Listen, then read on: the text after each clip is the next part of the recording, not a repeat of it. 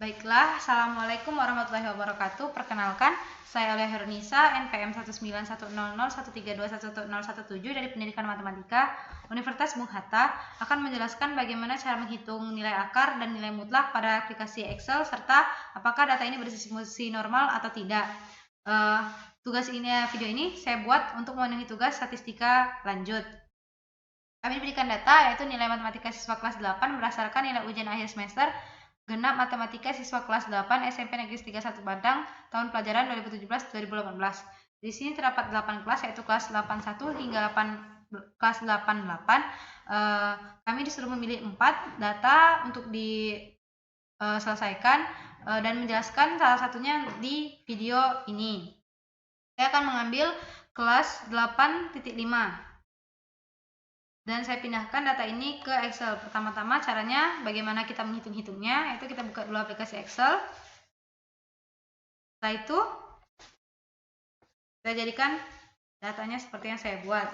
Pertama kita buat dulu judulnya, yaitu sehingga kita mengetahui apa judul dari data yang ingin kita kerjakan, yaitu nilai matematika siswa kelas 85 berdasarkan hasil ujian semester genap tahun pelajaran 2017-2018. Kita pindahkan nilai yang sudah diberikan tadi ke datanya, sehingga didapatkanlah pertama kita buat nomor dan nilai anak kelas 85 tadi seperti ini. Setelah itu kita jumlahkan nilai seluruh anak dari kelas 85 ini. Caranya bagaimana? Kita gunakan rumus, yaitu untuk mencari penjumlahan atau pengurangan kita rumuskan sama dengan sum. Kita buka kurungnya, kita klik nilai mana yang ingin kita jumlahkan. Nilai mana? Karena saya ingin jumlahkan nilai 30 sampai dengan nilai 31 siswa, sehingga saya blok semuanya. Dari nilai yang pertama sehingga nilai yang ke 31. Setelah itu kita kurung, kita enter. Sehingga dapatkanlah jumlah dari ke 31 anak, yaitu 1494. Selanjutnya, setelah kita mencari jumlah seluruh anak, kita butuhkan rata-rata dari seluruh nilai anak ini. Kita gunakan rumus, yaitu sama dengan mencari nilai rata-rata, yaitu average dari nilai anak itu buka kurung, nilai mana yang kita ingin cari nilai rata-ratanya, itu saya ingin data nilai yang pertama sampai ke 31, kita blok seperti tadi, tutup kurung. Sehingga dapatkanlah nilai rata-rata, yaitu 48,19354839. Setelah itu untuk apa saja yang dibutuhkan untuk menghitung LO hitungnya, kita butuhkan untuk mencari simpangan bakunya, nilai ZI, FZI, SZI, serta nilai mutlak dari FZI dan SZI-nya. Pertama kita hitung dulu nilai simpangan bakunya atau nilai S-nya. Apa saja yang kita butuhkan, yaitu nilai XI dikurang X barnya dan XI kurang X bar kuadrat dan jumlah datanya. Kita tadi sudah mengetahui jumlah datanya adalah 31. Rumus untuk mencari XI dikurang X bar adalah XI, yaitu X data ke I, misalnya X1 di sini adalah 30, X2-nya 33, X8-nya 38 dan seterusnya. Jadi XI yang pertama, X1 adalah nilai 30 ini. Tadi XI-nya nilai 30, jadi sehingga rumusnya sama dengan nilai 30, yaitu berada di C5, tabel C5, C dan 5, itu C5 dikurang X bar. X bar adalah X rata-ratanya, yaitu 48,19354839. Sehingga didapatkanlah nilai dari XI dikurang X bar, yaitu negatif 18,19354839. Untuk nilai yang lainnya 33 sampai dengan nilai ke 31 ini, yaitu 70, kita menggunakan rumus yang sama seperti rumus yang ini. Selanjutnya rumus XI dikurang X bar. Kita ingin menghitung XI dan X bar kuadrat yang kita butuhkan untuk rumus kesimpangan baku tersebut, yaitu nilainya adalah rumusnya sama dengan D5 dikali, ini rumus dikali D5.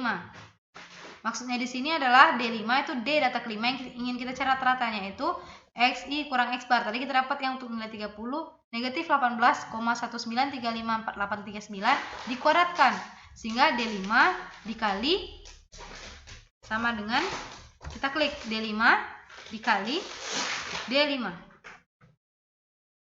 enter. sehingga didapatkanlah XI dikurang X bar, yaitu 331,005203. Untuk data selanjutnya, yaitu data nilai 33 hingga nilai 70, kita menggunakan rumus yang sama. Tinggal di drag ke bawah. Setelah itu mencari nilai ZI. ZI itu sendiri rumusnya adalah XI dikurang X bar per S. Nah, kita bagaimana cara menilai S-nya? Kita cari terlebih dulu nilai S-nya. S adalah simpangan bakunya. Kita jumlahkan terlebih dahulu nilai XI dikurang X bar dengan rumus yang sama untuk penjumlahan, yaitu kita gunakan rumus sum dari E5 hingga E35, sehingga dapatkanlah jumlah dari XI dikurang X bar kuadrat sama dengan 4510,83871. Sehingga S kuadratnya, nilai rumus simpangan baku adalah S kuadrat sama dengan jumlah dari XI kurang X bar kuadrat per N kurang 1. Sehingga untuk mencari S kuadrat tadi adalah kita baru mendapatkan nilai E36, yaitu jumlah dari XI kurang X bar kuadratnya dibagi dengan N kurang 1, yaitu 31 dikurang 1, sehingga dapat 30.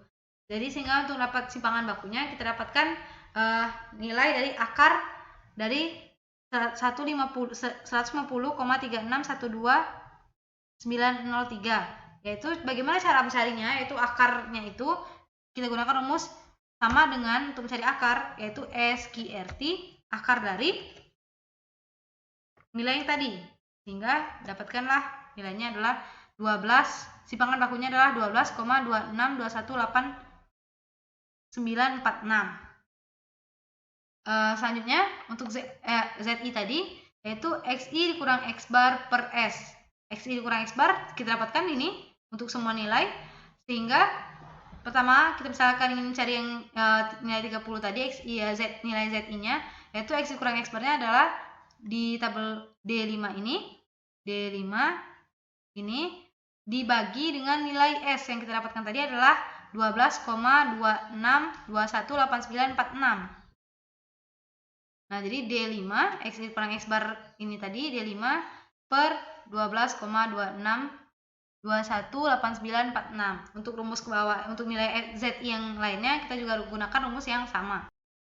Selanjutnya, bagaimana cara kita menghitung nilai FZI? Nah, bagaimana caranya? Yaitu